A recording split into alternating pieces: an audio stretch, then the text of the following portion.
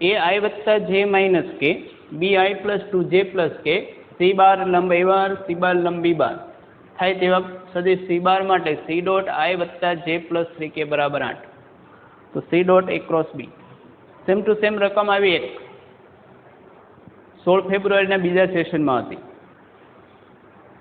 आने कोई रकम पहला सेशन में बीजा सेशन तो ऑलरेडी सोल्यूशन करीए छीए तो अहीं हवे पूछे सी बार लंब ए बार ने सी बार लंब बी बार तो सी बार ने ए बार ने बी बार ने लंब छे माटे सी बार नी दिशा ए बार क्रॉस बी बार नी दिशा थाय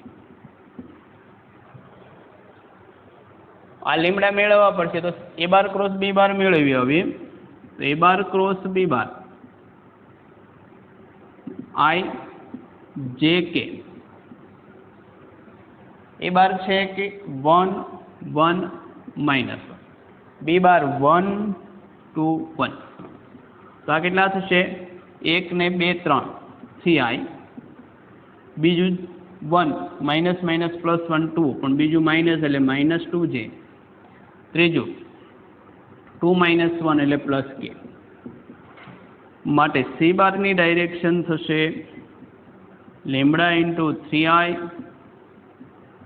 माइनस 2j प्लस के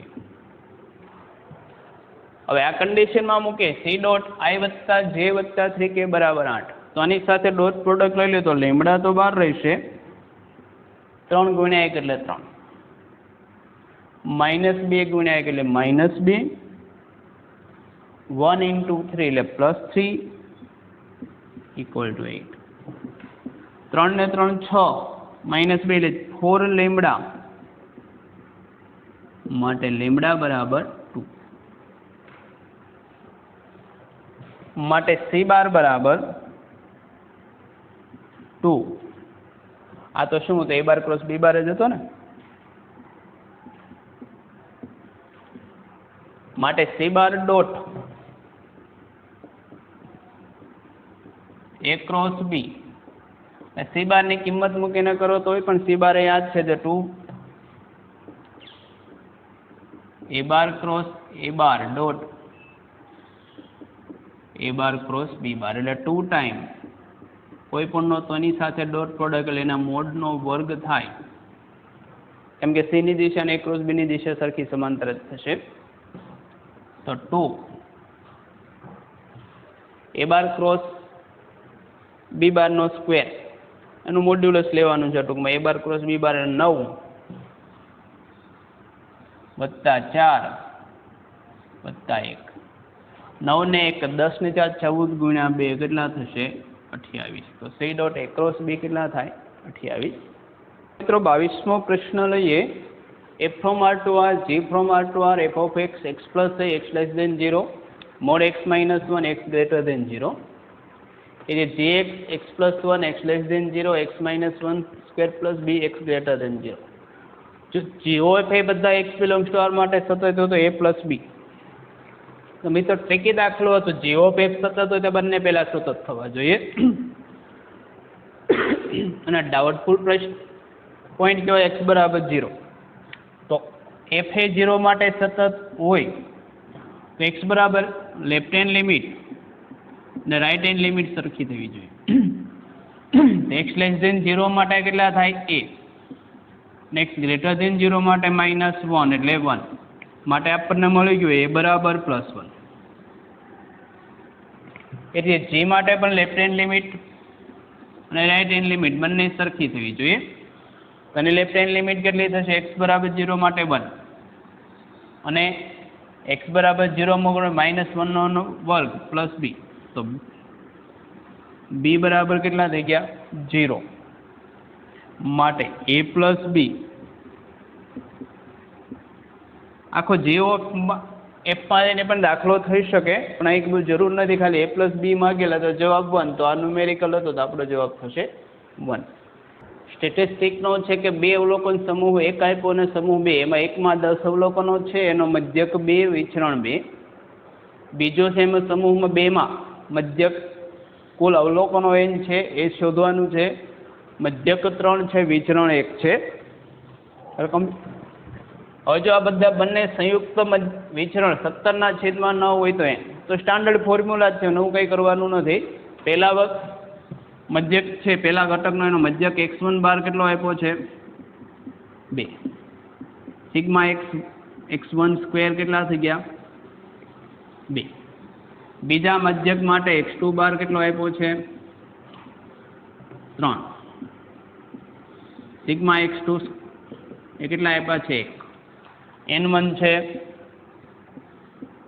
10, n2 છે આ શોધવાનું. તો સૂત્ર આપણને સંયુક્ત મધ્યક માટેનું સૂત્ર હતું સિગ્મા x સ્ક્વેર બરાબર sigma 1 square n1 square sigma 1 square plus d1 square plus n2 square sigma 2 square plus d2 square ભાગ્યા n1 પ્લસ n2. આ એનું કોમન સૂત્ર છે કે બે અવલોકનો હોય એને ભેગા કરી દઈએ તો એનું સંયુક્ત એવરેજ બંનેનો મધ્યક માટેનું એક સૂત્ર હતું, બંનેનું પ્રમાણિત વિચલન એટલે કે વિચરણ માટેનું આ સૂત્ર હતું.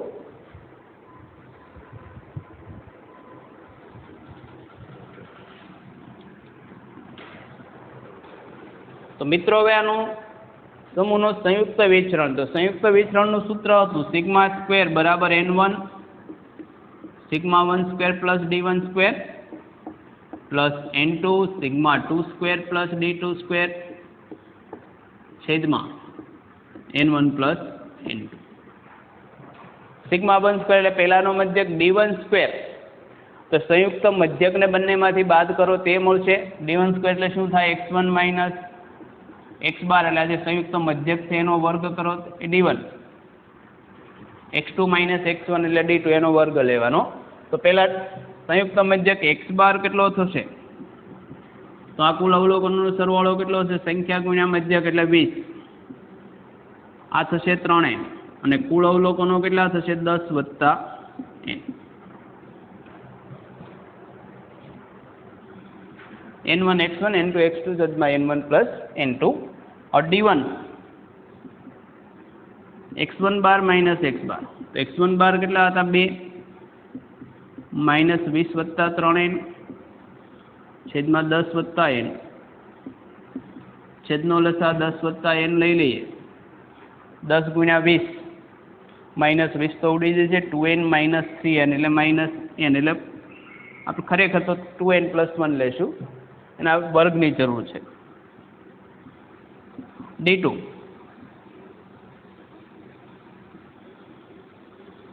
x2 બાર માઇનસ x બાર, x2 બાર કેટલા હતા 3 માઇનસ 20 વત્તા 3n ના છેદમાં 10 વત્તા n, તો આ લઈ લે 10 વત્તા n,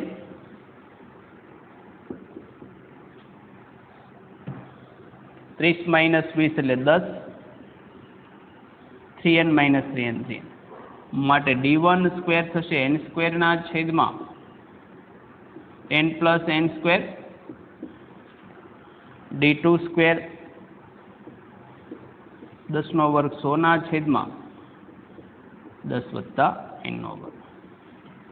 તો બધા ફોર્મ્યુલા છે. સિગ્મા સ્ક્વેર પણ આપેલું છે જનરલ, તો સિગ્મા આ સૂત્ર લખું છું તો સિગ્મા સ્ક્વેર એવરેજ જે હતું તે n1 સિગ્મા 1 સ્ક્વેર વત્તા d1 સ્ક્વેર વત્તા n2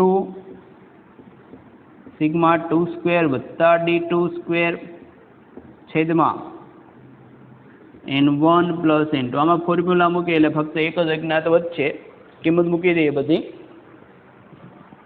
તો સિગ્મા સ્ક્વેર કેટલા છે તો 17/9, n1 એટલે 10, d1 square sigma 1 square 2, d1 square n સ્ક્વેરના છેદમાં 10 વત્તા n આખાનો વર્ગ વત્તા n2 એટલે તો n જ છે, એ તો શોધવાના છે.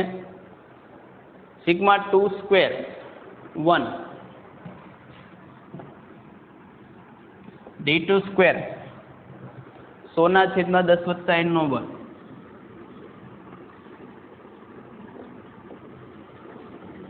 છેદમાં n1 વત્તા n2 એટલે 10 વત્તા n.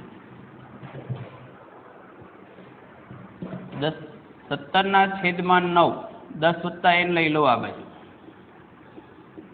તો આનું સાદું રૂપ આપીએ તો 10 વત્તા n આખાનો વર્ગ લઈ લઈએ તો 10 વત્તા n નો વર્ગ ગુણ્યા 2, 10 વત્તા n સ્ક્વેર વત્તા n સ્ક્વેર વત્તા n, અહીંયા પણ લસા લઈ લઈશું 10 વત્તા n સ્ક્વેર તો 10 વત્તા n હોલ સ્ક્વેર વત્તા 100. 10 વત્તા n નો વર્ગ આ બાજુ લઈ લો હજી તો 17, 10 વત્તા n ક્યુબ છેદમાં 9. હવે એમાં સાદુરૂપ આપતા જઈએ તો 10 નો વર્ગ 100, 100 ગુણ્યા 2 200, 200 ગુણ્યા 10 એટલે 2000. મિડલ ટર્મ આવશે 10 ગુણ્યા 2 20 n, 20 ગુણ્યા 20 એટલે 40, 400 n. છેલ્લે આવશે અહીંથી 2n સ્ક્વેર પ્લસ 1 એટલે 3n સ્ક્વેર ગુણ્યા એટલે 30n સ્ક્વેર.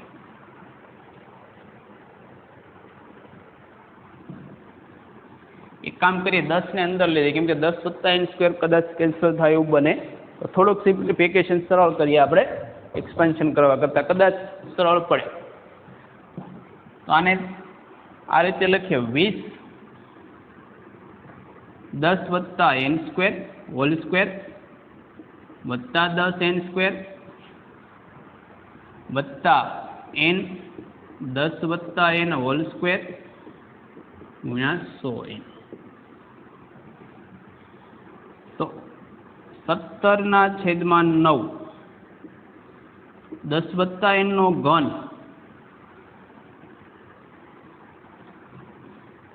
તો હવે જો 10n સ્ક્વેર વત્તા 10 આ બંને ભેગા લખ્યું તો 20 વત્તા n 10 વત્તા n હોલ સ્ક્વેર ક્યાં બે પદ ભેગા લખ્યા તો આ બે 20 ને n અને આ 10n કોમન લઈ લઉં અહીંથી 10 વત્તા n વધે 10n કોમન લીધા અહીંથી વધ્યા 10 તો એક વખત 10 વત્તા n કેન્સલ થશે કેમ કે તો નોન ઝીરો થવાનું છે, કેન્સલ કરી દઉં તો 17 છેદમાં 9 ને સામેની બાજુ લઈ જવાના છે તો 10 વત્તા n હોલ સ્ક્વેર તો 9. એક વખત 10 વત્તા n વધ્યા બીજી વખત 10 વત્તા n વધશે તો 20 વત્તા n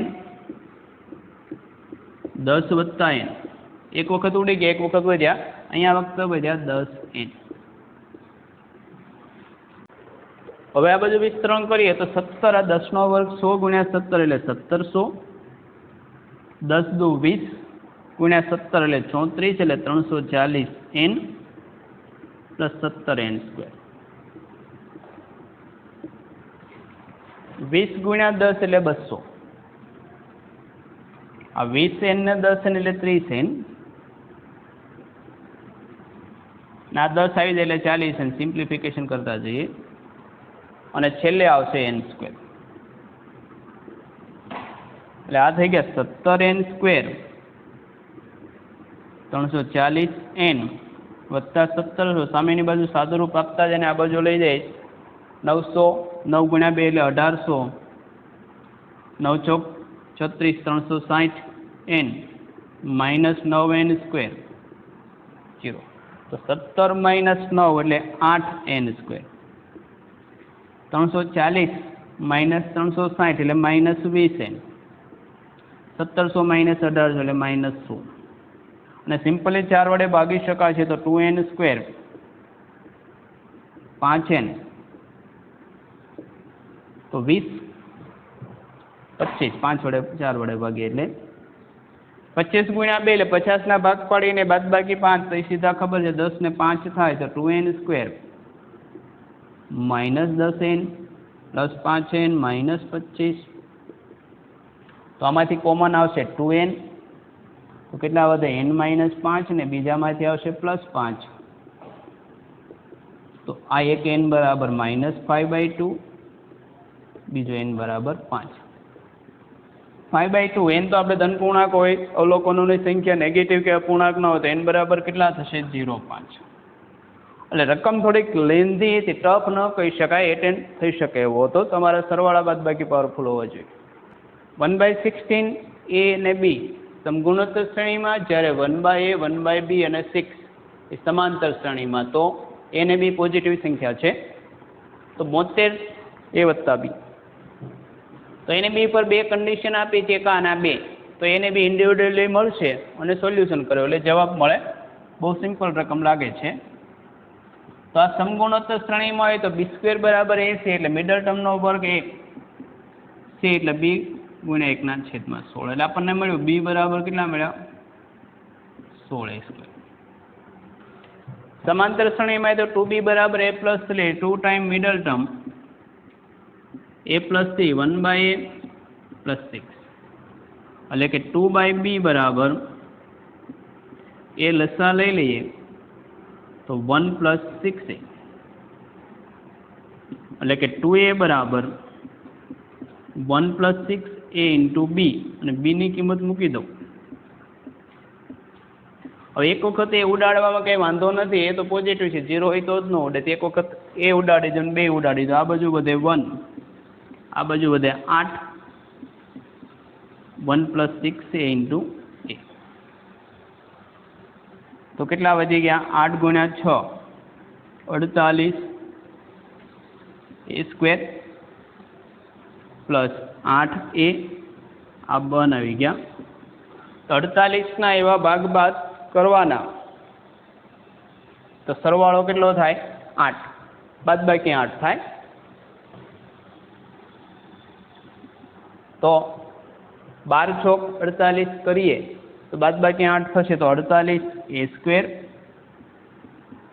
પ્લસ 12a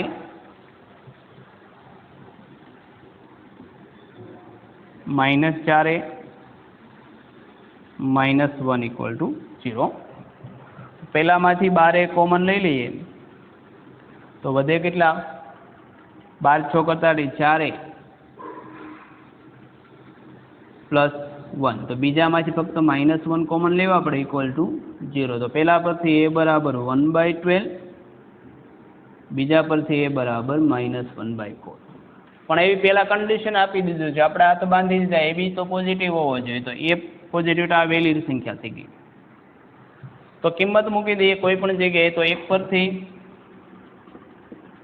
b બરાબર 16 a², એટલે 1/12 વર્ગ, 1/144, 16 9 144, તો 1/9 માટે 72 time a plus b, 72 time a બરાબર 1/12, b બરાબર 1/9. તો કેટલા થશે? 6 + 8 કેટલા થશે? 14. તો આપણો આન્સર કેટલો? ન્યુમેરિકલ આન્સર થશે 14.